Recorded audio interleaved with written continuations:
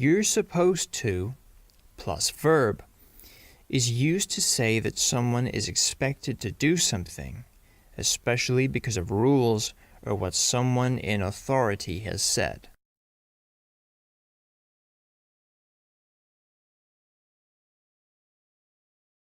Examples. You're supposed to arrive later tonight. You're supposed to inform the management of your absence.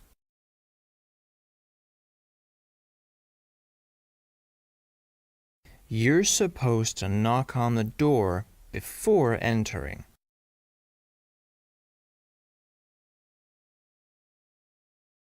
You're supposed to rinse the dishes before putting them inside the dishwasher.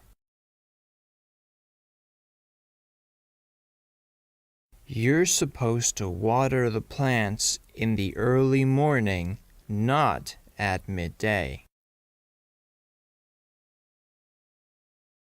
You're supposed to call us once you've arrived at your dormitory.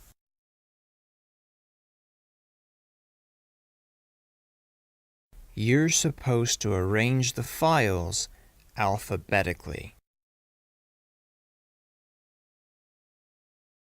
You're supposed to turn off the air conditioning system 30 minutes before closing time.